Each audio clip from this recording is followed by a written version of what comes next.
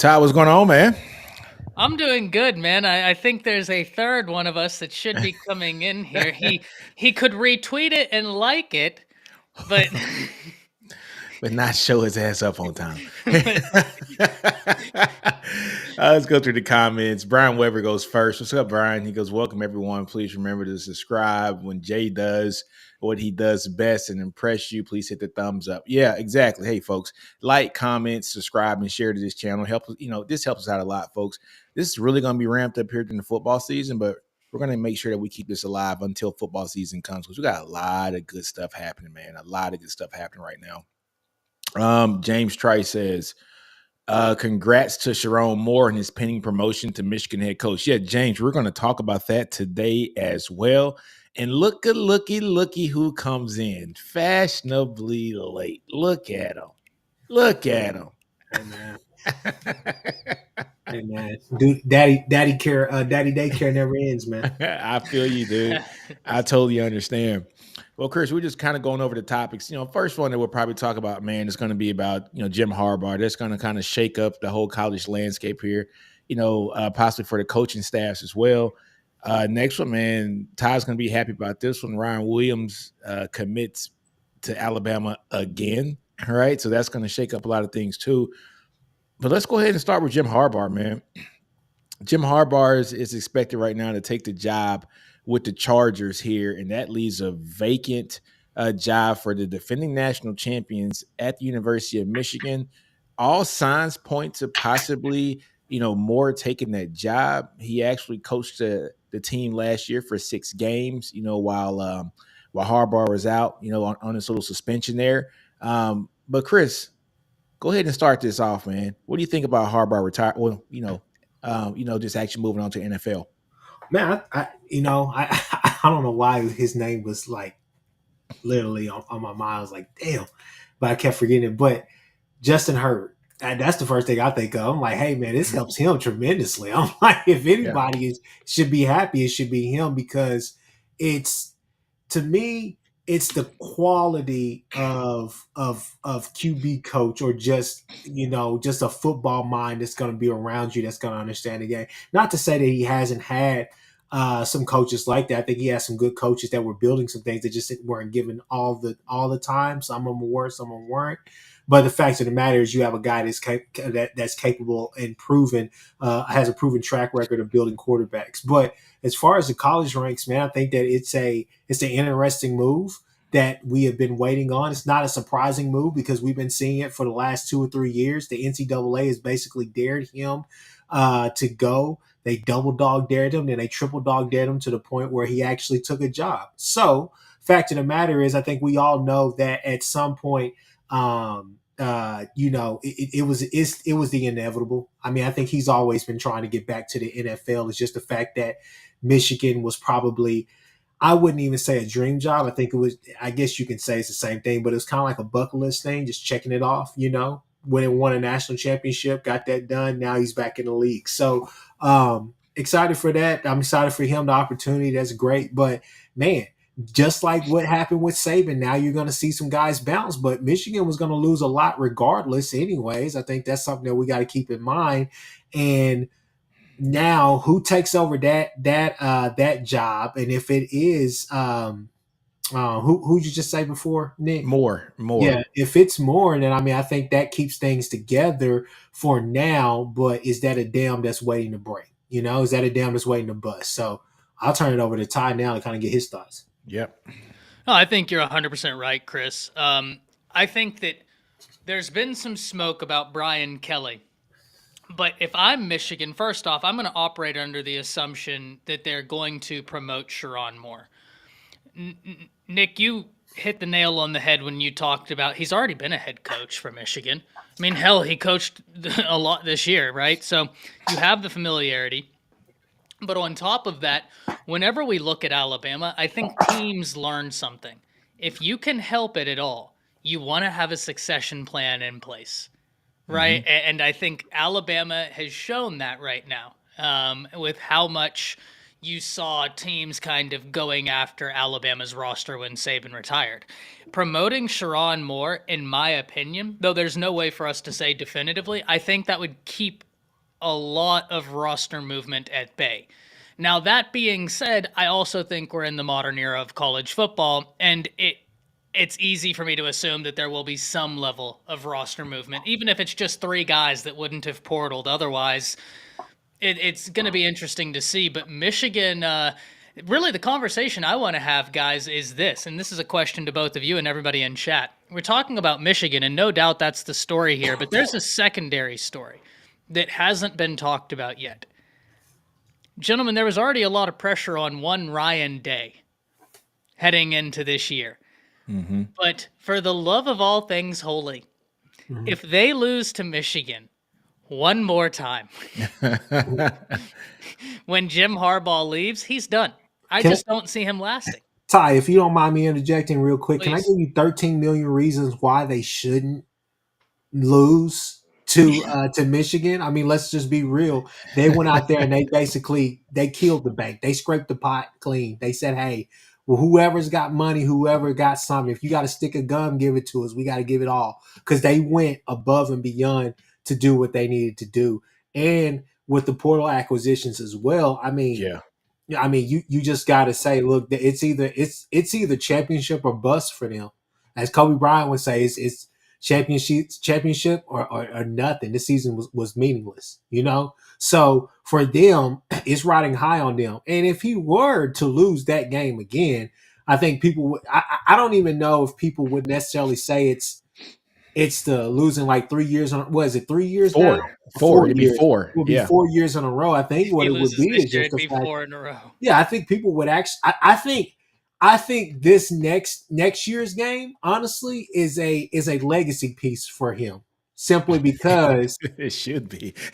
I mean, yeah, but you would think that the championship would be that though. Like the championship would be the pinnacle of what he's trying to accomplish. You know, not beating them. You get what I'm Yeah. saying? Like Yeah. that It- shouldn't be it. It should be winning a actual freaking national championship that they haven't won since Urban Meyer was there. And my man got smoked the last time he was there. Yeah, that's true. But look here, though. This is one thing that I do want to say about Ryan Day, right? Now that the playoffs are open up to 12 teams, yes, it's nice to beat Michigan. But let's say let's say he goes through the season and he's 11-0, gets to Michigan, loses to Michigan again. He's 11-1. He's a 5th ranked team in the country. He's still going to be in the playoffs, and he still has the opportunity to redeem himself. Because this year, and people could say like, look, if they were the team to beat Michigan in that close game, then they would have probably been the odds-on favorite to win this. The way that everything kind of just went about. But I do want to say, when it comes to the Ohio State, right? They got to beat Michigan this year, folks. Michigan doesn't have a quarterback. They lost their head coach. They're losing their starting running back. They're losing their starting wide receiver. They're losing some pieces on defense. So me and Ty, so we talked about this earlier. They are bringing back a nice piece of like both sides of the ball, like on lines, right? So their offensive line's looking still pretty stout. Defensive line too. But look, this is the year where if Ryan Day can't get it done with this talent, look, there's some questions that had to be asked about him. You know what I'm saying? There's some questions. But one other thing, man, I got to say this about Ryan Day. We all know that he's an offensive guy, offensive mind. Even though he lost to Michigan last year, I thought last year was a breakout coaching job for him because that team won a lot with defense. And so it showed us that him being an offensive-minded guy was still able to, pin a game plan together from the defensive side of the ball to keep this team in a bunch of games this year.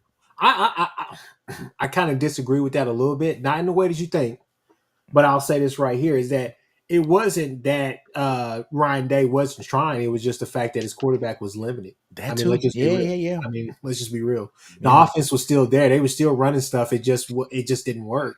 He couldn't get the ball to the guys. He couldn't do certain things.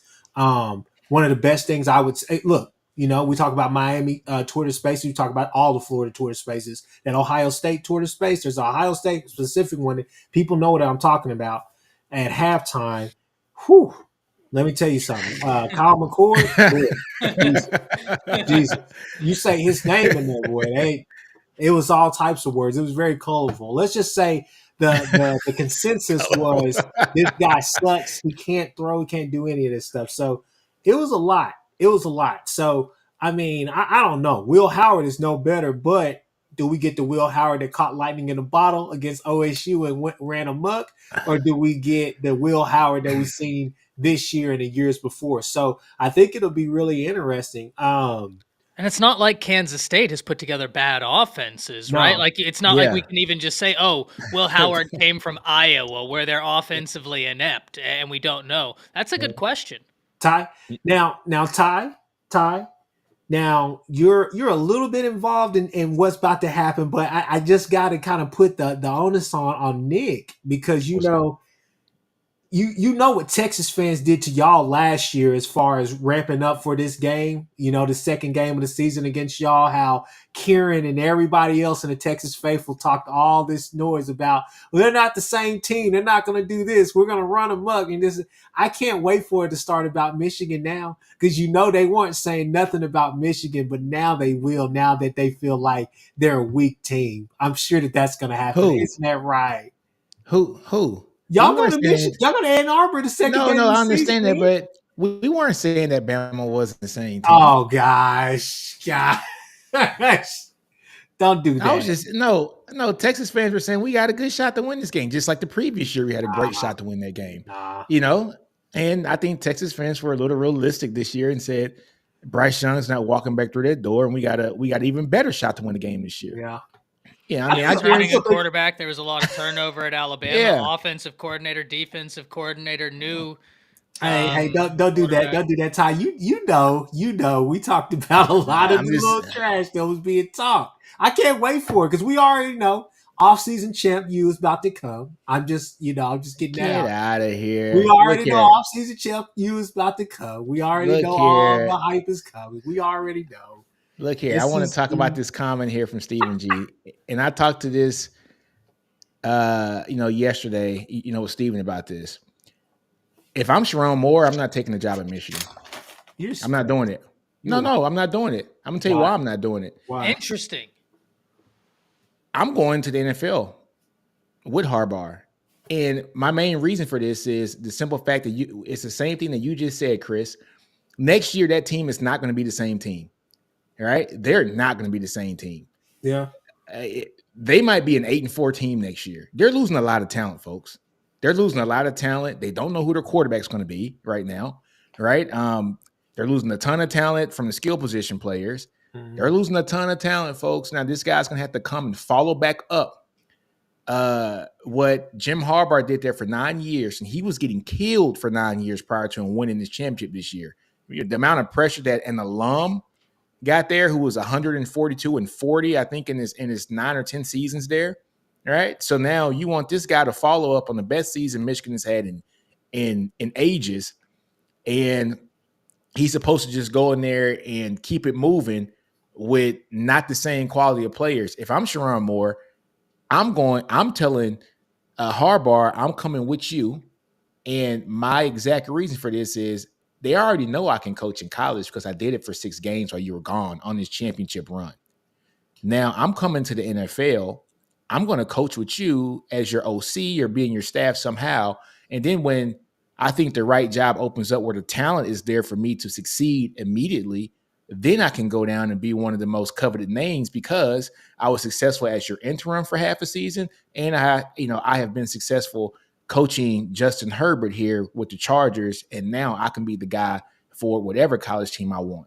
The only way that he should turn down, the only way that he should leave is if he's going to be the OC and going to have control. If that's not the case, there's no way that you turn down the head coaching position at Michigan to take over that, to keep the success. You won games with some really good players. Don't get me wrong, you're gonna lose talent. But the thing is that you hear people talk about him being a really good recruiter. You hear people talking about him having everybody loves him there. The thing is, we'll see how much the administration loves him and see how long of a leash they give him. But I mean, to me, I think one thing that we do need to talk about with like Harbaugh is that it's the recency bias, and you know, just to be honest with you, a few years ago, Paul Feinbaum was saying the dude should be fired.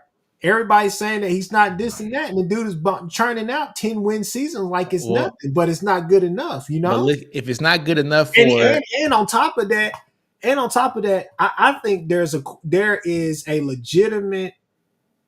legitimacy in making the statement that um, Ryan Day had a little bit of the Lincoln Riley effect as far as his team started to progressively get worse on defense. I wouldn't say as bad as what it was at OU for a while, but I'm talking about just I don't think as far as what is the one thing I think that especially Michigan fans will tell you, these Ohio State teams haven't been as physical as they've used to be. And so I don't think that he's had the benefit of that or whatnot. So I think he's caught Ryan Day kind of on the tail end of that. And you've seen Ryan Day try to take steps to fix that.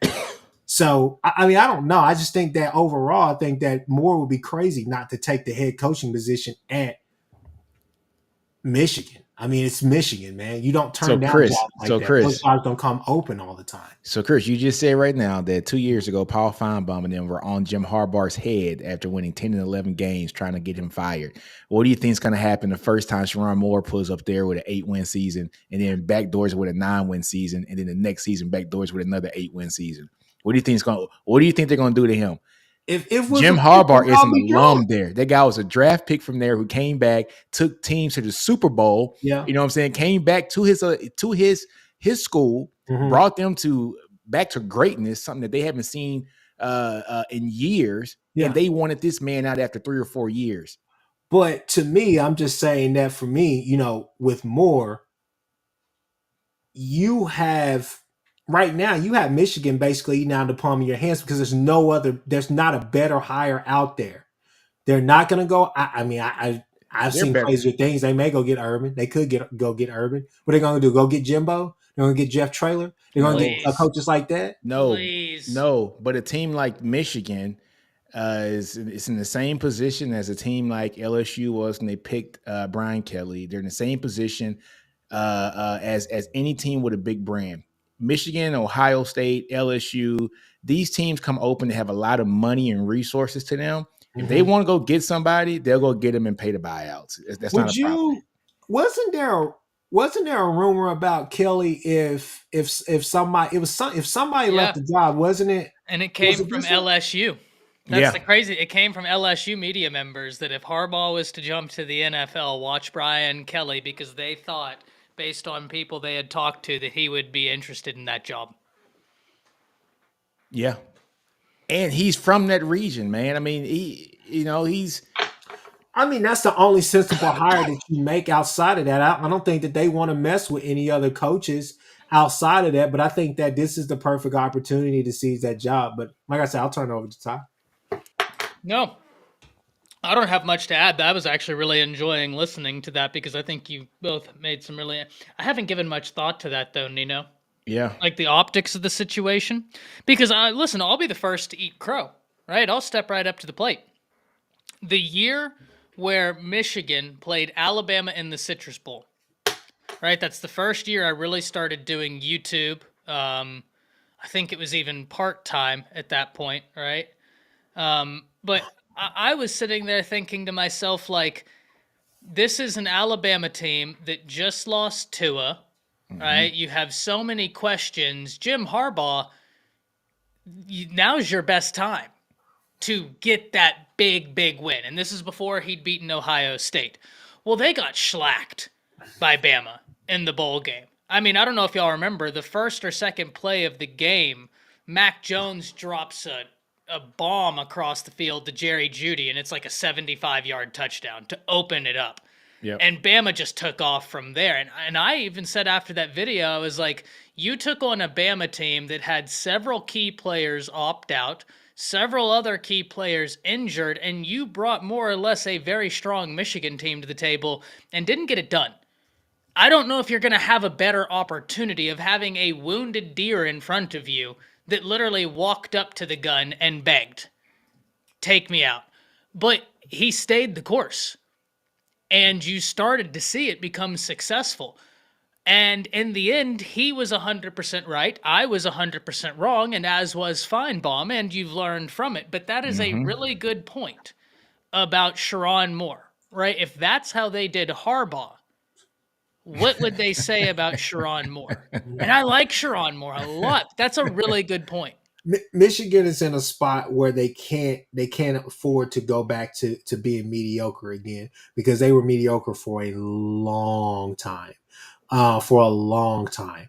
What was old boy's name? I mean, they weren't good again until Harbaugh got there, and that was a long time, because I think the last, who was that? Denard Robinson. Yeah. Yeah. Yeah. I mean, that was the last, and he was a one-man band by himself. He kept, I forgot what coach was there at that point, but it was the one who was basically wearing the suits on the sideline. Hell, he was. I mean, it was bad. They opened up the season against Bama. First game of the year when they had Denard Robinson. And I remember thinking to myself, I've never seen an offense hit a defense harder than Bama's offense was hitting that Michigan defense. And they were just running them over. And to see how far they've come in terms of physicality, good point. 100%. So, hey, so listen to this. And so Moore was the acting head coach here for 4 games, right? What was the biggest complaint about Michigan this year?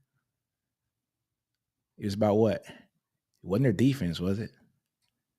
The biggest complaint was these guys can't score on anybody. Like, their defense is keeping them in all the damn games, right? And so look at this. Last year, he was the acting head coach for 4 games. All right, so it was Bowling Green. All right, it was 31-6. Okay. J.J. McCarthy, 143 yards passing. Corum, 101 yards rushing, okay? Then his next stint was 3 games. It was a juggernaut of a stint, too. Penn State. Now, this is your offensive coordinator, right, who was the acting head coach. They won 24-15 against Penn State, okay? Maryland, they won 31-24. Ohio State, they won 30-24. Now, I'm not saying that those are bad scores or what have you, but we know what Penn State is. We joke about Penn State, right? Every damn week. They are to the Big Ten what Lane Kiffin is to the SEC. They haven't had a signature win yet, which I think that's a little bro. That's a little yeah. You know what I'm saying? Now, I think things are going to change for Lane this year. But the knock on them was that they weren't winning games as explosive as they should have been with their offense. J.J. McCarthy was supposed to be this, that, and the other. And it looks like times he is the best thing since sliced bread out in the field. But then he looks so pedestrian a whole bunch of times too. And that falls on your OC. That falls on your quarterback coach, your OC, what plays are getting called there, right? But go ahead. To be fair, especially in some of those earlier games, let's be honest, stick to the game plan. Stick to what Harbaugh wants you to do. I mean, it's the same script. It's going to be the same thing. I give you credit on the. Excuse me. I'll give you credit on the on like the Penn State games. Those are games where you're like, hey, you're gonna have to do something to win these games. But I think he just stuck to his guns and just ran the football. And that's true because it was his first game coaching. Yeah. It was his first game back coaching as the head coach. Yeah, when Harbaugh got suspended for those. Well, but I mean, that's the thing is that the Harbaugh shadow is going to be there because of the championship. But as far as him actually being there physically, it's not going to be there. So it'll be his show to run. So it'll be interesting to see. As I think it'll be interesting. I think it'll be more of the same. I think Edwards is still going to be there. They're still going to have things there, and they look like let's not act like they don't have one of the top quarterbacks that just came in from this class, and let's act like they're not. I don't know how to say that kid's last name. I'm about to butcher it. But look here, though. This is the problem, though. You don't want to have a true freshman come in and have to save the team. But that other quarterback that they had is what I'm talking about. The other quarterback that they were doing all those runs and stuff with. Yeah. He's a kid from Texas. He's from Silsbee, Texas. Yeah, that's what I'm. What's his name, guys? Big kid too. He's like 6'4", 235. Ogery, isn't it? Ogery. Yeah, Ogery. Oh, yeah. Him. I almost said something else. Man. But anyways, You stupid, man. Yeah, so I was What is the password? yeah, exactly. So yeah, I was like, man, they still got those two back, and they're going to be talented, man. They're going to be talented, and I think for Michigan, this is about continuity. You can't afford to lose hold of everything because you'll lose a lot. And you know what though, and Chris, I want to back you up on that too, because I think this is where Michigan's going to do this for the simple reason if they don't want to see what happened in Alabama. Yeah. So we'll kind of go into the Alabama talk here in a minute, but Nick Saban leaves, and oh my God, mass exodus from the players that there's a lot of players. Ty, how many players left? About 26, 27? Yeah, but I think the thing that gets lost is the vast majority of that happened before Saban retired. They've only That's had true. 10 That's players, true. and the roster's sitting at 78 players, and that's before they added the transfer portal. So this has been a greatly exaggerated exodus. Now, they have had players hit that hurt, but I was making videos, and you can go back on my channel 2 days before Nick Saban retired. I said expect 12 to 13 more players to hit the portal. We've had 11 since. 11 cents. Yeah. So how many we were players? right in line. Bama's roster right now with the new additions, I think, is sitting at, with Parker Brailsford, Bernard, and Austin Mack, I think they're sitting at 80 scholarship right now. No, but how many hit the portal? Was it 26? Something around. I mean, it was quite a bit, but yeah. I mean, so I understand that. Some of those players weren't going to play, right? We get it, but that was the Alabama mystique. Back then was Alabama's mystique was they can keep a bunch of talent on there because your floor is so much higher than anybody else's floor in college football that when somebody else has to get hurt or has to go down and you replace them, that your second and third string guy is just as damn good as the first string guy at a team like, look, Ole Miss. I don't want to pick on Lane because Lane has a really good team this year. But, like, for instance, Bama's second and third string guy is just as good as a first string guy at Kentucky, right? And so that's the premise. You build that floor up so that floor is high. So I understand, like, a lot of those guys might not have played in the games. Well, I think they were going to leave regardless. Yeah. Right? And I think people talk about Alabama as if they're at, like, 50 scholarships. They're at damn near 80 scholarships. Yeah. Oh, yeah, definitely. All right. The biggest surprise thus far, bar none, is Caleb Downs. Caleb Downs. Oh my God. Yeah. And that hurts. That hurts. That one hurts. That one hurts a lot for you guys. I was surprised by Knoblauch too. I was just thinking Knoblauch would have stayed in that system. I just think DeBoer. He's just such a damn good offensive mind. But James Trice says here that Moore was the OC and the head coach for the first time ever. Yeah, on paper, I mean, that makes sense. But look, there are a lot of teams that's head coaches for OC, and their OC is just OC on paper. So you look at even Steve Sarkisian, you look at Lincoln Riley, you look at, Ryan Day. Those guys are head coach and OC. On paper, they got somebody else as the OC, but we all know who's calling the plays, right? So, you know what I'm saying? Yeah. PG, our boy PG from the PG show. He says Peyton Bowen is better than Caleb Downs. Get him, Ty. Hey, Ty, be careful. Be careful, Ty. Be careful. Peyton Be careful. Caleb Downs is different. He's different, man. He's the best defensive back probably in college football. That's fine. Listen, the defensive back room is the area. If you're asking me, Ty, where is Bama hurt the most from the portal and the Saban? It would be defensive back room. Like, that's where the losses. And don't get me wrong, I am a little bit surprised about Knoblauch, but kind of hearing some. Not inherently surprised about that. Caden Proctor was another one that grabbed a lot of attention. He was homesick. I wasn't surprised by that one. Not worried about that, Ty. I'll give you two that really did surprise me outside of Caleb Downs. What's that? Three. Earl Little. Yeah. Trey Amos and Antonio Kite. Those. Amos, I was really surprised by that one too. Honestly, I was really surprised by that one. But like Amos, I was surprised by Knoblauch. Proctor, not so much. I think we kind of talked about Proctor pretty much this whole season that he's out of position. Right? I mean, let's be honest. And Chris said it best last week. Chris said he gets to go to Iowa and he gets to play with a team that just runs the ball, 50 times a game, and he doesn't have to think about moving backwards. He can just move forward pretty much the entire season. Oh yeah, Ty, you weren't on there for that one. Oh yeah, week. you weren't on. Yeah, Ty. Hey, look, I had your back, baby. I had your back. All I said was that, hey, look, he's gonna have to figure out if he's gonna move inside or outside. But at least he's going to just a north-south offense. Not anything special, not anything big. Like Ty, you know what? Y'all don't worry about Ty. 49 sacks, man. I'm gonna. Bama gave up 49. Isn't that crazy? Oh, yeah, exactly. That is crazy. I'm going to speak on Ty's behalf. I'm going to say what Ty wants to say. Please. Please be my anger translator, because I got a lot to unload. Let me channel my inner Hayes real quick.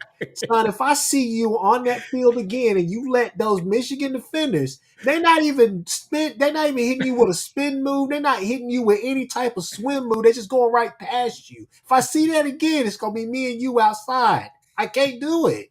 Like, what are you doing? Hey, man, that kid would kick your ass, Chris. Oh, yeah. He'd throw me into the next dimension. I'm just saying, man. It was that Michigan game highlighted everything. They would put two over the top of him and say, "Hey, you got to figure out." He was hurt in the Michigan game, but I mean, it wasn't just the Michigan game. Yeah, it wasn't just the Michigan game. The Michigan game highlighted it. It was the whole season. It was the whole season. Over the top of him, and he was like, "I got to pick which one." And they was just one person going at him, going right past him. Though I was just like, "Dude, something got to happen." And but then again, we also got to look at. I want to give him a little bit of grace here, right? He played high school ball in Iowa, okay, and I'm not saying nothing bad about Iowa high school ball, but he's not playing ball in the Southeast where he is going against.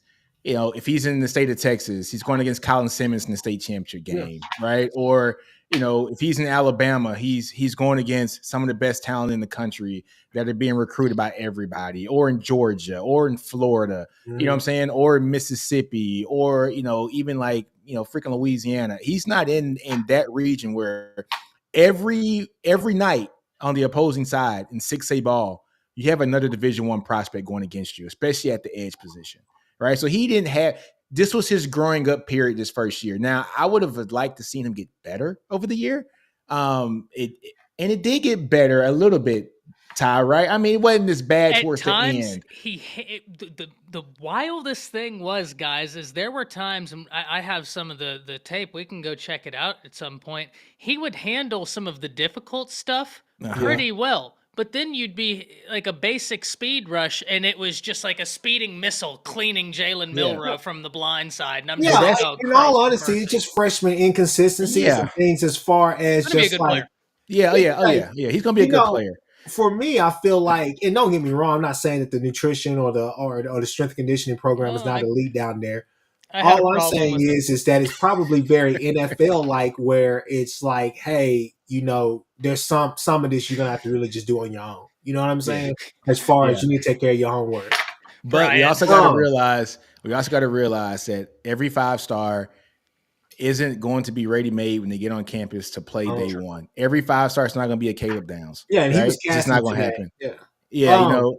Every 5-star is not going to be a guy who's going to be able to step in, especially in the offensive line at left tackle. It's one of the hardest positions, man, to play. So, he'll be fine at Iowa though. So he learned. So two things before I think we jump into the whole, DeBoer wins his prize bag, right?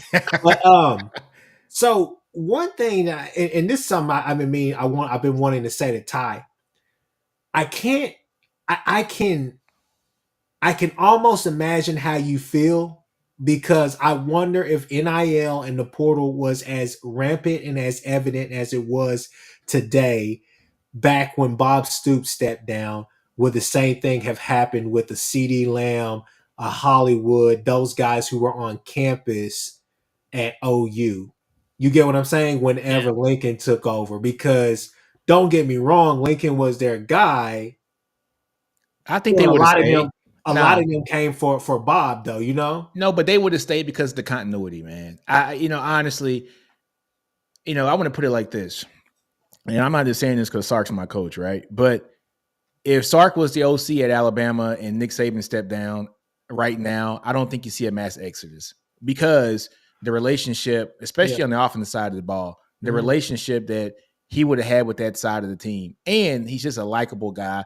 And Lincoln Riley was going to be the next guy. Everybody knew he was the coach in waiting. So I don't think, even with NIL now, I don't think OU would have lost a ton of players because Lincoln would have, he was anointed as the next one, and everybody knew it, right? So yeah, a little bit different. But look, Sharpshooters Podcast. Kind of a shock, but it was just the fact that man, you had CD, you had Hollywood, you had Mark Andrews, you had Baker, you had I think Collar was there. I mean, you had talent. You had talent. Yeah, you had a lot of talent. It was just one of those things where it was like, shit, like what happens now?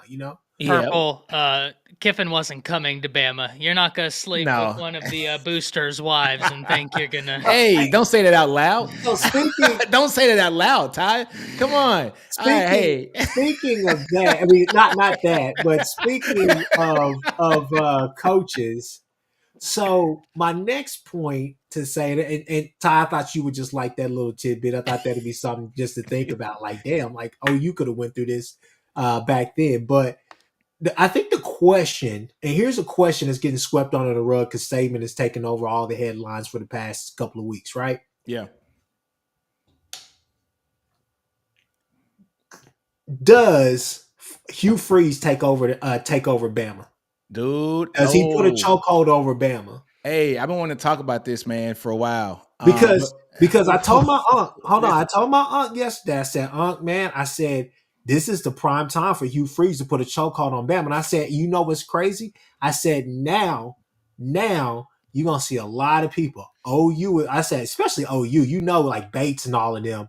A lot of people are going to go messing around in Alabama, poking around. Now, it's not like you can't go get a player out of Bama, but now you're going to, it may be free reign for a little bit because you may be able to go get some of their best, their best D linemen. And here and there's some years where Alabama has some of the best, if not the best D line talent in the country. In the country. This is what I'll say, because that was a legitimate concern before today.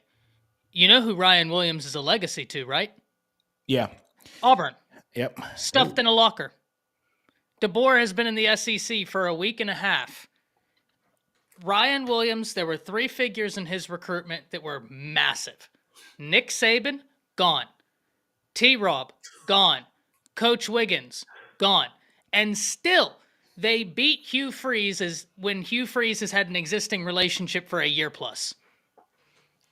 So I'm just saying that I hear the concerns, but the first time they go to war, he beat him for a legacy. Hey, Ty, you would know better than we do. Go ahead, Nick. Yeah, so first off, Sharpshooters Podcast. Hey, look, guys, good friend of the show, man. He's probably been on everybody's show here. He's a Bama guy too as well. Lives right down the street from me, basically, man. But really good, like podcast. Go to Sharpshooters Podcast too as well. Great friend of ours. But Ty, I do want to say something about that, man. Is I was talking to some folks kind of behind the scene today about Auburn, and Auburn has a top 5 NIL program pretty much in the country, right? Yeah, a lot of people don't realize how much NIL money they have. And I think that's going to be the scary part about Auburn is that Alabama, of course, is going to get there. It's their Bama, right?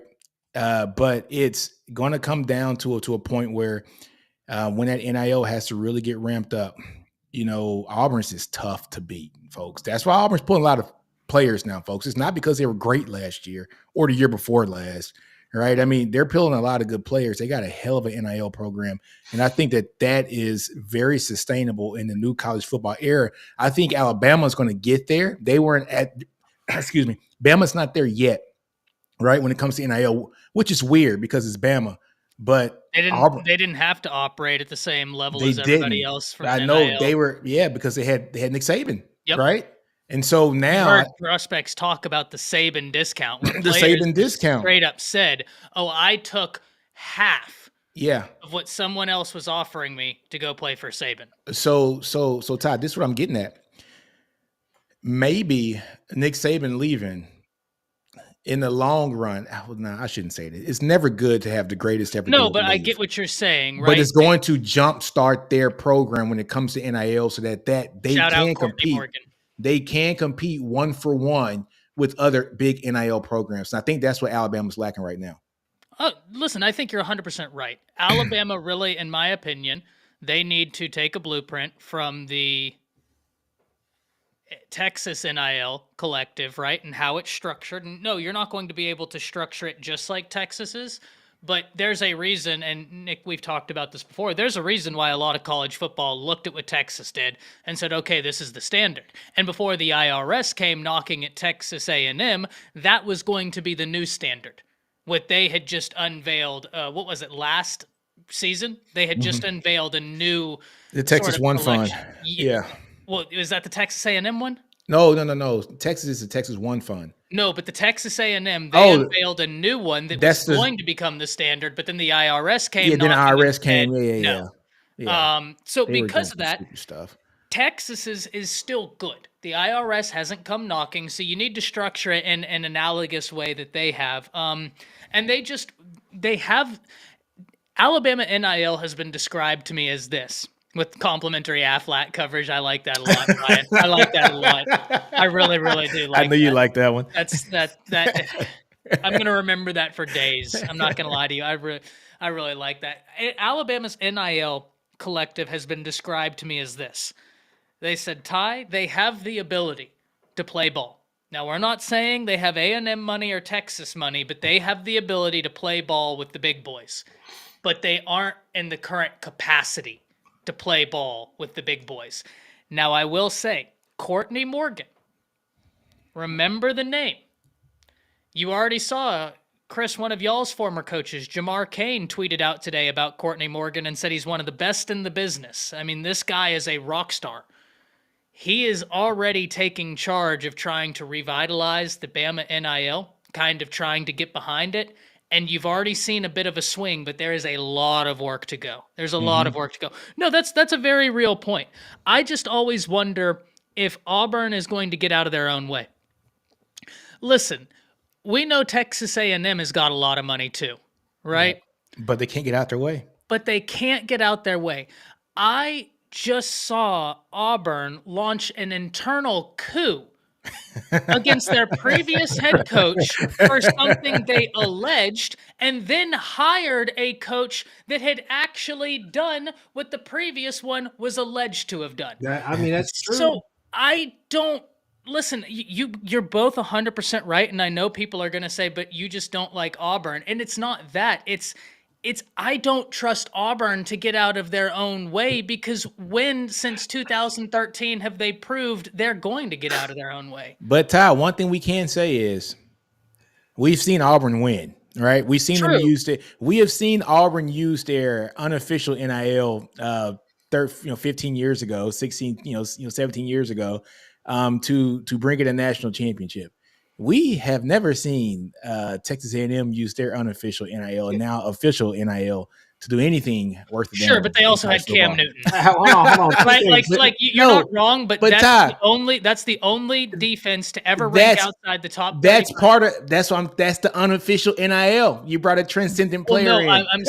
I'm saying how many times have we seen a Cam Newton since Cam Newton? There hasn't been. Yeah, it's true. Two things. First off, can we all agree that Harsin was fired for taking advantage of the transfer portal? Can we just agree on that? Shut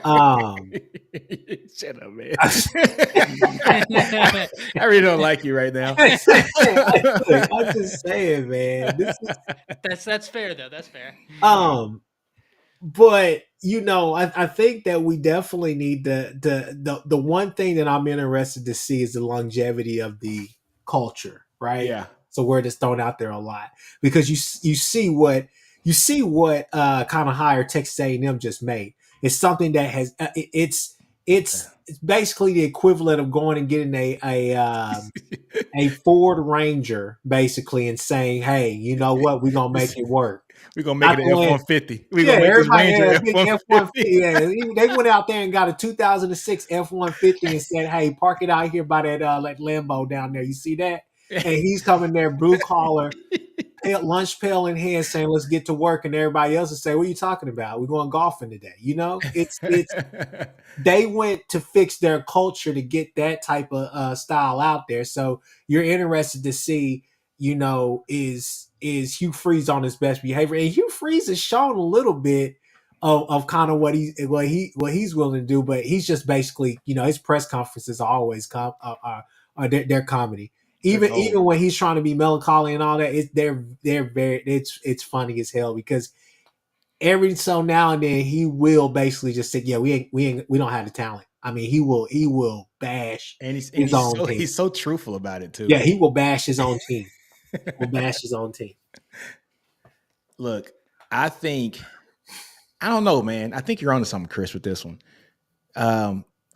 How much are they going to be able to be disciplined enough to have sustained success? That's the key for Auburn. He's got them believing down there. I think they could have sustained success. I mean, Hugh Freeze is a really good ball coach. Really Excellent. good ball coach. Excellent. Away from Rolodexes. Yeah, you got to keep them away. I mean, that's the thing. It's just you got to. It's just like with Lane Kiffin. Lane Kiffin is a brilliant mind, one of the most brilliant offensive minds in the But game. he can't get out of his own way either. I think he's a great coach, but it's just one of those things where, you kind of have to pick what you like, like kind of with BV, you're like, hey, BV wants to be straight edge, play, by the book, do everything. Okay, cool. Like, I'm sure that there's stuff that happens as coach, right? But then you got like the Lane Kiffins of the world where you're like, okay, do I really want my coach tweeting about every damn thing and giving everybody bulletin material? You know what I'm saying? Like, I don't know. It's just, you kind of just have to go with it at some point. But, Auburn is kind of desperate. So they had to go and make a hire like this. I mean, let's just be real. They were desperate at one point. Yeah, listen, I think y'all are both right, but Yeah. I was concerned about what could happen in the state of Alabama, but I think today goes a long way in DeBoer kind of planting the flag, and at the very least telling Hugh Freeze, nah, you're not going to get it for free. Right? Like, you might get some wins, but we're going to go to war over these wins. And that's cool. I'm fine with the war so long as it's not coming for free. This was a huge win. So, Auburn legacy, the whole 9 yards. So, Todd, tell me this. Why did Ryan Williams decommit in the first place? Well, because Nick Saban was no longer there. T-Rob was no longer going to be there. And Holloman Wiggins was no longer going to be there. He had no pre-existing relationships in the building. Well, hold on here. Okay, so I'm just thinking outside the box right now. I don't know if this is true or not, but I'm just thinking outside the box. So we've been saying that players at Bama get the Saban discount, right? So they've turned out a lot of money in NIL to come to Alabama. Now that Saban left, could it just been a play I'm going to decommit so I can run my bag up a little bit higher? Could have been, sure, but I also don't know how much Alabama's NIL has truly turned the corner in a matter of 7 days. I mean, you got to realize the Board of Trustees just started announcing official hires today, and they didn't want to meet to make these hires official. And even though they're not doing anything in terms of Alabama's NIL, the only reason I bring that to you is because Alabama has kind of been measured or reserved in terms of moving at pace historically. Yeah. And so, though I hope they revitalize the NIL, I think you're on to something, and I think you're right. I just don't know how much they would have been able to increase their NIL capabilities as opposed to like an Auburn, where they already have the Yellowwood behind them, right? Like, that's their major. Chris, do you know that? You know all the wood at Home Depot with the yellow tag at the end of it, the Yellowwood? That's a big benefactor to Auburn. Oh, wow. So they've got money. Nino's 100% right, man. They have got money. I didn't know it was that kind of money. God, they've got money. No, that's damn near similar to oil money. Damn, no, Home Depot and Lowe's money. Yellow they tag have got real money. My thoughts about Ryan Williams was did he kind of play himself into a corner? Don't get me wrong. I know you guys are going to say, "Hey, I know the kid's hella talented, right?" You just don't reclassify and is still ranked inside the top 10 in the nation as wide receiver. Yeah, he's one of the best. Don't do that. But at the same time, did he maybe play himself into kind of like a hole as far as like you reclassified and committed and did all that for a reason to go to Bama? A lot of other places started filling up quick. It's the only other place I was like, the only other place to me right now that makes sense would be probably FSU or maybe, you could go anywhere in the country that you want, but A&M was after him because Holloman Wiggins is now the wide receiver coach at A&M. Ain't Had nobody that going there. He don't even got no quarterback over there though. Yeah. LSU was after him, and he turned down the LSU visit. Texas was after him. He turned down the Texas visit. Yeah, obviously. Auburn was after him. Shut up, Chris. So no, listen. This kid is good enough that he's gonna see the football. No, but to kind of finish off my point, it wasn't just that he played himself in a hole where Bama was the only place that he can go, but it was I think he played himself as far as dang, I really reclassified. He left, and then after that, there's not a better fit for me because because the rosters are filled up too. Yeah, rosters are filled up, or I don't have a quarterback here. I don't have this. Once again, I don't think any of the teams after him were worried about their rosters being full. Oh no, they would have taken him, but I love Ron Williams. I think he's one of the best recruits at wide receiver that we've probably seen in the past. He'd be the highest rated wide receiver at anybody's roster, not named Auburn, because Auburn signed the number 2. But he would be a higher rated wide receiver on any roster he stepped into. Yeah, exactly. But my only thing is when you start to look at certain teams, even at Texas, I look at what Texas did, and going to go get a Bond and, going to go get, you got Jonte Cook, who's a 5-star on the team already, who's been in the system for 2 years. And we've already talked about how Sark doesn't like to spread that ball around a lot. He likes to get guys who he wants and he trusts and yada, yada, yada. I mean, that's just Sark, right? And so, but not even he was there. After him for a reason. Oh yeah, he was after him for a reason. But I think that door maybe I ain't gonna say shut because he wanted him on campus. But Sark even still went to go visit him after he canceled the visit, so that door ain't shut. No. I didn't say it was shut. I'm saying a guy like Ron Williams is probably looking at God damn, they just took 4 guys in the portal too. You know what I'm saying? And they got a Jonte Cook there too as well. Wow. And how many times am I really going to get the ball? Because Jonte couldn't get the ball a lot last year, and I think he should have got the ball a lot more than what he did last year. You know what I'm saying? So that's all I'm saying. Boy. I think that's fair, but I also think Alabama, from a receiving standpoint, they're returning an analogous amount in terms of you had a lot of questions before you hit the transfer portal, right? With an Isaiah Bond. Alabama just brings in a Jeremy Bernard. They bring in an Amari Jefferson, a Rico Scott, 2 very highly touted wide receivers. You still have Kobe Prentice. You still have Kendrick Law. You still have Jalen Hale. All guys who people were after. Yeah, right? I like Jalen Hale. Law. Well, Jalen Hale. I was surprised Hale didn't hit the portal. That came calling. Yeah. Hey, question is Dominique Jackson still coming? Yeah, he's there. Okay, he's there. So because he was there for your practice too, wasn't it? I don't think that you're wrong. A lot of places took a lot of wide receiver talent, but Ryan Williams is different. You don't reclassify and remain top 10. And I don't know if y'all watched the All-American game. He went off. Right? He went off. And Lane, I think he'd have seen the field anywhere he went. I do. No matter where Ryan Williams would have gone. Yeah. I don't think there's a wide receiver on anybody's roster that has a higher ceiling. That's just my opinion, though. Oh, no. But, also the scouts also that. kind of. No, I can see that. But also, you got to look at the first year on how low is that floor going to be the first year. Because college is a lot different. And it's not an easier position to walk into. Matt Goodell says it all the time. That is true. I'm not saying it's not. But we've all seen where players go to college and it is a little different. It just is a little different. It's a different level of speed. It just is what it is.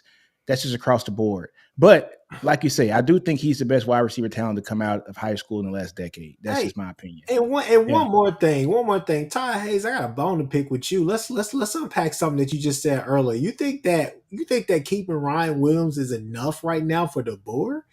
Hell no. That boy gonna have to win at least 10 or more games. Well, yeah. I mean, fans are fans, right? Fans are fans. Dude, I'm talking about the season's not here. Yeah. I mean, when you're comparing DeBoer to his peers, his results precede himself, right? We don't have to get into all of that, what he was able to do in terms of turnaround, taking a 4-8 team to 11-2, taking an offense that was outside the top 100 to a top 12 offense year one. I mean, that just doesn't happen. And then taking a team that was 4-8 2 years later to a national championship.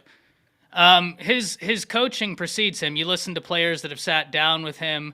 Michael Penix gave a glowing review saying if you're a wide receiver, you should really consider following him. But we don't know what he's going to do in the SEC, right? Like that is a real thing. But compared to his peers, I don't think that you were going to find too many more coaches that I think they could have hired that would have been better Nick, than Kalen DeBoer. What's up? We got our boy back, man. Ty Hayes. He got him back. Yeah, we got him back. Hey, man. Look here though. Hey, that was a hell of a pickup for Alabama. I love DeBoer's game, right? I honestly, it's great, right? Mm-hmm. And also, I got to give him props, man, because he has some fortitude downstairs, man, to say I'm going to come in and be the guy behind Saban. You know what I'm saying? A lot of guys would back out and say, "Look here, bro. I know that first person behind him, they got 3 years tops to go, to get in there and do it. They got 3 years tops. If they don't get it done, they out of the picture, right? Because of the expectations that Saban has put up there.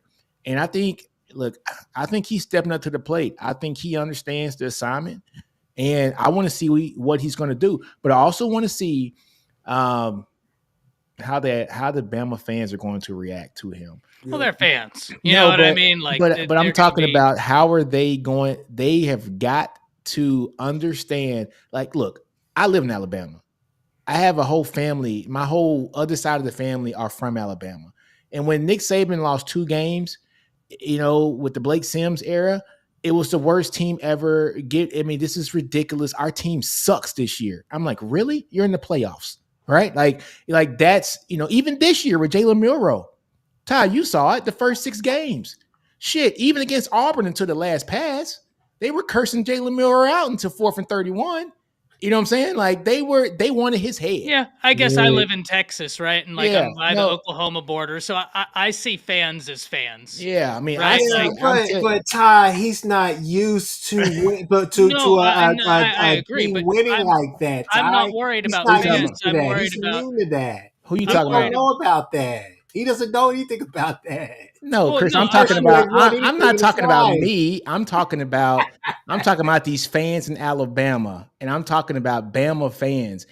Yeah, look, they're fans. You just got to understand the program trajectory. Like 10-2 in a lot of like, especially blue bloods teams that win consistently, constantly.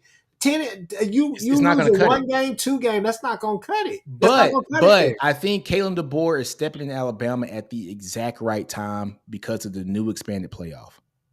This helps him out a lot, because if we're talking about a college football championship playoff era where it's only 4 teams and he loses 1 or 2 games in the SEC and he's out of the playoffs, they're going to be talking about firing his ass, right? I'll put it like this. Now it's different. I'll put it like this right here. At places like Bama, and for G-Man's sake, I won't say because he's in the comments crying, but at places like Bama, right? Let's go with Michigan. I guess we could say that right there. But places like that, being Bo Pelini is not good enough. Being 9-3, 10-2 legitimately every year is not good enough. It's not going to cut it. It doesn't matter if you just make the playoff. You got to win it at some point, because that's not going to be good enough. I think the times of coaches being at places for 20, 30 years, I think that's kind of dying out is what it seems like a little bit, because I think teams are wanting to go above and beyond what is happening. But I think that's the best way to put it. Being Bo Pelini is not good enough. I think that the extended college football playoff is going to help DeBoer, but for how long until people are calling for, his job, his head? Yeah, I guess I'm just not really moved by the opinion of fans, like in any capacity. Yeah. Right. Like I'll make, I guess I'll talk about it, but at the end of the day, I'm more concerned about like on-field results than I'm concerned about like the fans and their opinion, because if they're at a position where, listen, Alabama has a lot they're going to have to kind of, as much as this is a very talented team still, and it absolutely is one of the most talented rosters in college football still, you got some stuff you got to figure out. Yeah. You got a defensive back room right now that Jabbar Muhammad, by the last thing I checked, it looks like he's trending to Oregon. Yeah. Both Nick and I, Bama and Texas fans everywhere. No, Oregon. Oregon is like the big player right now. Oregon's the big player. And Oregon. we were both hoping that he would shut it down after the Alabama visit, at least in terms of being like, okay, it's either Bama or it's Texas. only Bama or Texas. But no, it's going to be Oregon, and shout out to Oregon. It is what it is. But like, you do have to rebuild the secondary, right? If you ask me who returns in Alabama's secondary that was a starter, Malachi Moore. Yeah. No, that's where the conversation ends. If you're asking me who returns as a starter in Alabama's secondary, Malachi Moore. And that's where so that's that's it in the secondary. Now, that being objectively fair, Devontae Smith was supposed to be a starter. He was the clear guy to be next to Caleb Downs all year, and he was getting rave reviews, and like a week before opening game, hurt. Right, and that was a big loss. Not Trey Amos, Jalen Key ended up coming in, but no doubt, like this is what I mean. And Nick, you're right. I don't mean to be dismissive when I say like I'm not, because you are right? Like there's no doubt about like how crazy Alabama fans are. There's no doubt about that. I guess I'm just operating under the assumption that I know he's not Nick Saban. I'm not expecting him to be Nick Saban. I'm expecting him to be Kalen DeBoer, and I know there's a lot of work to be done. So like year one, I'm not expecting him to win a national championship. I'm like, no, let's see what we're working with year one. By the end of the year, we'll see how things are looking, right? Like I'm expecting a successful year, but Ty, we're rational football fans. Sure, but I think I don't do know, this for a living. The reason this conversation doesn't move me is I see this from every fan base. Yeah, but like I see crazy fans from every fan base, and I'm just like, I don't know. It's just. But what happens if he starts doing Pete Golding things? That's going to be but look, Ty, I got this one. This guy's a lot better caliber coach than Pete Golding will ever be. This dude is a hell of a coach. Hey, you say that name and Ty's lips start quivering like third and golden ass. Come on, man. This guy's. Did you just say Pete Golding? Dude, like I still don't know what Lane Kiffin sees in Pete Golding, but look here, man, Pete Golding. Since we're talking about Pete Golden, let's talk about Lane Kiffin for a little bit. I don't want to talk about Pete Golden. Third and golden just brings Ty to a whole different spot, right? So that's the PTSD. James Trice says we got to lead up the golden showers. So I don't know if y'all know. Okay, so James knows where this comes from, or maybe he doesn't, but I think he does. On the Bama Standard every Tuesday night, we close the show off by promoting, each individual's content and stuff like that. Yeah. Well, a while ago, Matt Caddell and I and all these guys, we started doing like, and you can catch me on our OnlyFans this week. And we would make it topical. And whenever Alabama played Auburn, my topical OnlyFans is I was like, well, we know the weakness of Pete Golding is going over top and like the wheel route, so you just rain it down on him. So this week you can find me on my OnlyFans, Golding Showers, because we're gonna make it rain on Pete Golding. So that's where the golden shower. Yeah, I don't know if he saw that, but that was the. That's crazy, dude. That's crazy. Thinking about it, I can see a running back running out the backfield on a wheel route right now, and there he goes. So getting about Pete Golding, let's talk about Lane Kiffin for a while, man. First of all, why did he bring in a guy like Pete Golding? And then second of all, Lane Kiffin, what the hell are you doing? Trolling. He's the biggest troll ever. And there's a reason why Alabama didn't even interview you, Lane. And it's because of the immaturity that is coming from a head coach at a Power 5 team that has stacked up a bunch of talent. And I tell you what, if you're talking about a fan base that's probably going to be, a tad bit antsy this year, it's probably going to be Ole Miss fan base. The amount of players that they got out of the portal this year, coupled with the talent that they already got coming back, that fan base is probably going to be expecting championship or bust also. They have the fourth best odds, I think, in college football to win a championship this year. Yeah. And everybody knows about Ole Miss. They're not a perennial team that's going to be great every freaking year. Mm-hmm. What they are is a team that could be good every 4 or 5 years. And this is the team. This is the year, right? You went out and got all these players. Now, we've thrown the culture word around. A lot of these players were in the portal because they didn't fit culture within their program. And now we're bringing all those guys into the same locker room.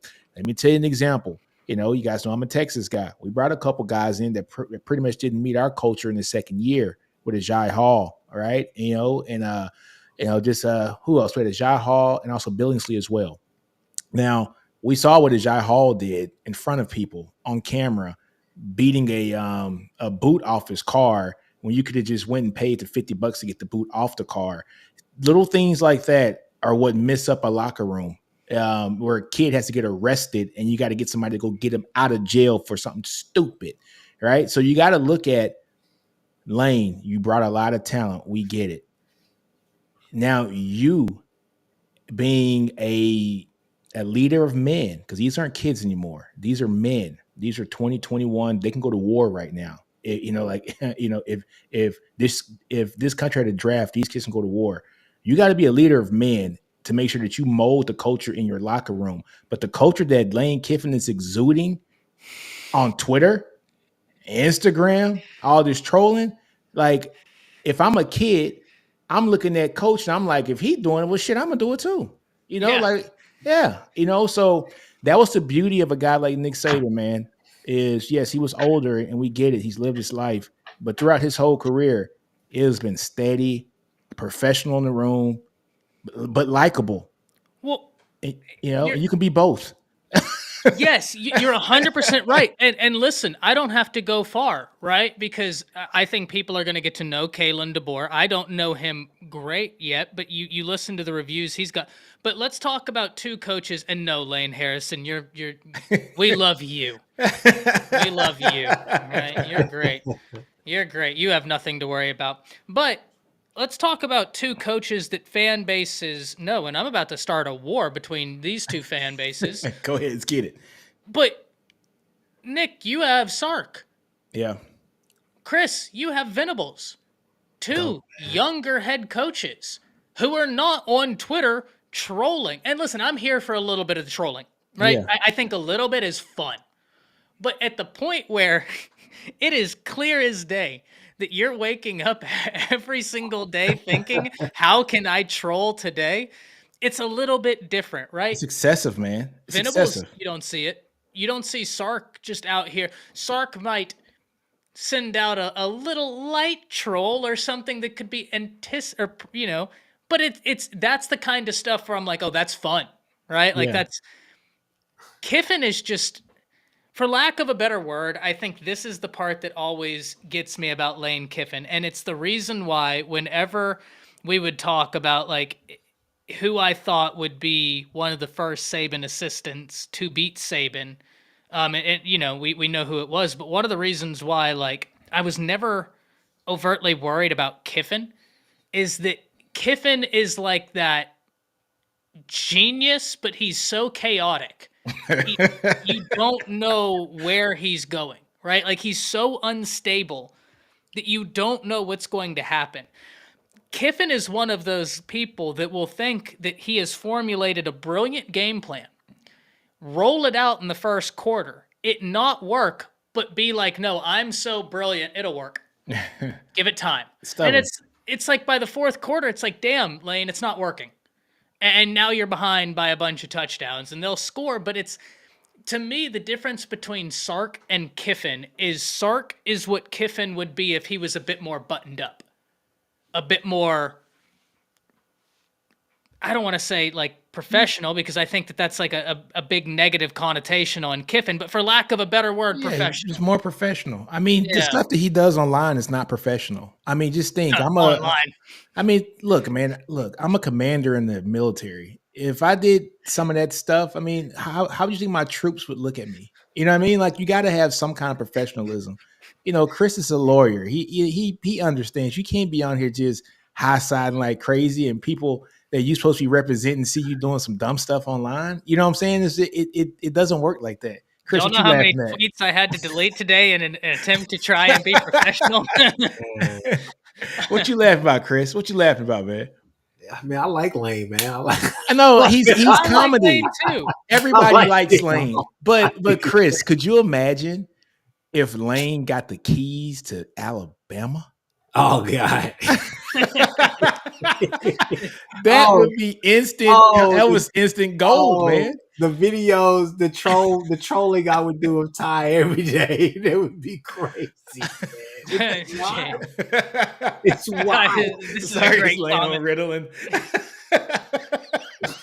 That was some good stuff, man. We think we got away from the Ritalin a little bit too quickly in this country. Oh my God, that's funny as hell. Oh Bro, if man, you hand him that, I mean, it's that would have been stupid. That'd have been. Look, man. Jack like that's no. I Look, can imagine it. I'm eager to see because I think for me with them, I know the offense is going to be good, but can Jackson Dart actually be like top 3 Heisman candidate? Right? We've been begging him to be that. He hasn't. He's basically to me. It kind of feels like this past season, and I don't care what the numbers say, just off of eye test alone. It kind of feels like he's kind of plateaued in a sense, simply because I have higher expectations than what he's achieved thus With far. Jackson Dart. Yeah, and he's achieved a bunch. Don't get me wrong; it's not like he hasn't won, but You just thought it would be the level that it should be on, that you think that it could be on. I don't think that he's reached that yet. I don't even think that he's even messed with basically just even touching the pot. I don't know. I don't know. Yeah, I think for him, it's really on him as far as how far this team can go, simply because I've seen them down the stretch in some tough games. I've seen them pull it out, but I've seen them against what we would consider the better or the best conversation. I mean, best, not conversation, but better teams in the SEC. And I've seen how he's played, and I'm just like, I mean, I don't know. I'm not asking you to be Superman, but I'm asking you to be better than what you are right now, which I know you can be, And then defensively, you're sitting there saying, I don't know. I don't trust Golding to not go out there and say, hey, Walter Nolan, instead of, trying to, eat up that middle, I want you to drop 10 yards and try to, play coverage in this, in his zone defense. So I don't know what he's going to do. So, I mean, he's always going to be unpredictable. He's a wild card. But Jackson Dart, they go as far as he can go. Look here, though. I think my only thing with that, though, Chris, is who's in front of him? Who's blocking for him? Right? Ole Miss's lines, I don't think their trench work was, it's just not as deep as the other teams in the SEC. They haven't been able to recruit in the trenches like, Bama has, and, like a Georgia has, and even like a Tennessee. They done pretty well. But right? the thing with Kiffin, okay, you got to remember, Kiffin is, let's just call it what he is. He's a joker, okay? Mm-hmm. He's a wild card himself. Why? Because in times like this, when you say stuff like that, now don't get me wrong, it's a recipe for disaster going into the SEC. We all know that. SEC defense is all the rest of that stuff. But that's why you go and play with the Saban. That's why you go and have guys like, Levy and all the rest of those guys around to really learn all these different principles and stuff like that. Because then what is his offense going to be? It's going to be the best of both worlds. He's going to try to be physical. Don't get me wrong. Lane Kiffin knows he needs to be physical, but at the same time, there's going to be a bit of a finesse aspect to his game, and that's what it's based upon. It's going to be a little bit more of a gimmick offense if that offensive line isn't able to hold up, because Jackson Dart is mobile, but if you get him hurt, who's behind him? They do got some quarterbacks behind them, though, but they're inexperienced. Oh, God, they have so many quarterbacks behind us. He's loaded. Calling Spencer Sanders. Anybody? No. Oh, man. Look here. What's this? James says, forget blocking. Ole Miss is going to be 22 starters back up by a whole bunch of nothing. And look, that's kind of what they were last year. I'm not going to say a bunch of nothing, but I thought they were very strong as starters for the most part, with the exception of the lines. The lines weren't great, but that's where it starts. It has to start at the lines, man. They did pick up 2 guys in the transfer portal. They got the tackle from, I think, North Carolina, right? Who is, I think, the number 1 or number 2 tackle in the country in the portal. But he's going to have to come in and do great things. But how is the rest of that line going to be? That's the real key, right? And to win, you got to be more than gimmicky to win, especially long term, for a full season. You might be able to get away with that for a couple games throughout the year when you're just outmatched. Yeah. But week in and week out, man, you got to get that trench work working so that those running backs can run the ball, like effectively, which that's what opens up Lane's offense, is really the run, right? Yeah. And so those lines got to get fortified, man. And he doesn't have Judkins anymore. And he doesn't have Judkins, who was making that line look a little bit better than what it was because he was a beast back there breaking tackles like crazy. You know what I'm saying? So, yep. I have nothing. I have nothing to say against that. I mean, that's the truth. I mean, hey, look. Hey, man. Hey, I do like Lane. We're not hating on Lane, folks. We like Lane. He's funny as hell. Sound like y'all hating to me. No, not hating. It's just I'm hating a little bit. I'm not. It's just for the last 2 years, we have seen Lane be so praising Nick Saban and so loving Alabama, and I'm going for Alabama today, roll tide, and all that. Let's be honest, folks. That's not because Lane loves Alabama, okay? That's because Lane, I think, was posturing himself to try to get this next job if and when Saban retires. And I don't think Lane thought Saban was going to retire this early, right? But he was trying to posture himself. Saban retires, and all that posturing he's done, he didn't get a freaking phone call. You know what I'm saying? Let's start referring to him as Kiffin. I'm feeling bad for Lane here in the chat. He said, "You're sounding like my parents talking about me." Look. I think, because that's exactly what he was doing, Nick. That's a great point. Look, these hoes ain't loyal, and neither is Lane. Lane Kiffin is not loyal. We've seen it too many times. Have y'all seen anytime that he goes back to y'all see what happens whenever he goes back to Tennessee? Didn't they throw a mustard bottle at him? Right. They threw damn near everything they could. I saw golf clubs and everything. I was like, how did you get that in? Yeah. That's the real conversation, is how bad security is at the Tennessee venue, not the fact that they're throwing anything at Lane. I know, right? Goddamn Lane. I guess obviously we're winding down. Been on here for longer than an hour. Yeah, about an hour, yeah. The question, one question I think we need to, just kind of go back to the Harbaugh thing. Just one simple question is Harbaugh's move to the NFL, basically him leaving the Michigan job, is that going to have the same effect on college football that Saban retiring had? No, because if they promote more and he takes the job, which everybody thinks is going to happen, that team's going to stay intact.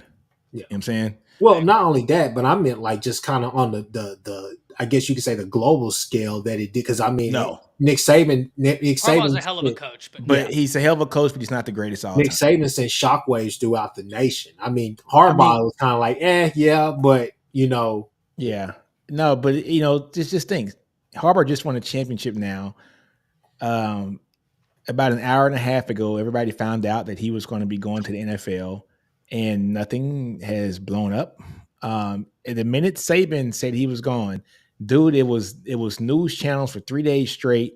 This shit was on CNN. You know what I'm saying? Like, it wasn't on ESPN. It was like on news channels across, man. Like, it's Nick freaking Saban. 7 championships, greatest coach of all time. And Harbaugh's a great coach. He is going to be a Hall of Fame college football coach. True. But there's levels to this. I want Feinbaum to True, 100%. Yeah. Yep, there's levels to this. So, Brian, just like what was written on my last ticket, I got wrong lane. I'm just so happy, man, that we got Ty back, man. Ty must have went into a think tank and then he just said, you know what, I'm comfortable with this, man. No, actually, I don't know. I guess I've been doing a bunch of content on my channel. It hasn't been lives as much because for lives, I've been on with Bama football with Kyle Henderson. It's a massive Alabama channel. He was actually with On 3 and them for a while before he went independent, but he's got something like I know we broke 100,000 subscribers when we were on live the other day. But from when Nick Saban retired, like that happened on Wednesday, I instantly hopped on a live with him after I did something for Bleacher Report. And then Thursday, I streamed like 10 hours with Kyle. Friday, we did 8 hours. The Saturday after Saban retired, it was my wife's dad's birthday, so we went to Dallas and did something then. But then all last week, like I've been on a regular rotation. So like every 2 hours, I'm on with Kyle Henderson over there. So videos are coming out on my channel, and then the lives have been over there. But it's been nonstop. Well, hey, you know what? I'm glad that we had a public announcement because there's a lot of people in these comments, a lot of people on our respective channels that have been saying check on Ty because not it's been No, people in I Discord needed it, service, 100%. people in Discord service saying, "Can y'all check on Ty, Chris? Oh man. Hey, can y'all check on Ty? What's Yeah, wrong no, with I Ty? Have we appreciate ever that. heard from Ty? Where is Ty at?" No, I almost moved to Siberia. Hey man, this is gonna be good. Look, I think Kalen's hired a great coaching staff too. It's not a bunch of well-known names, but these are really good coaches. And that's another thing I think people are gonna have to get over too is, we're used to seeing when Nick Saban wants to go get like an assistant coach, offensive coordinator, a defensive coordinator. He has who's who that he wants to pick from. He's like, I want to pluck you. Come on over here, right? And so now you're starting to see. I think it's going to be. Bama fans are going to see some grassroots guys that are coming up and coaching that are going to be really good coaching that you don't know their name yet. That's not a household name, but these guys are going to potentially be household names. I love So that. yeah. What are you laughing so damn hard at? I know. What are you laughing at, Chris? I mean, it's these two guys. What? Huh? James Thrice said Ty went on a darkness retreat, found the darkness, and now go to the next one. Who, Brian? Yeah, he said, want to know the difference? Look at the fan base. Michigan fans expect to decline. Alabama fans at the liquor store and will need support groups. Just remember to start with, hi, my name is Ty.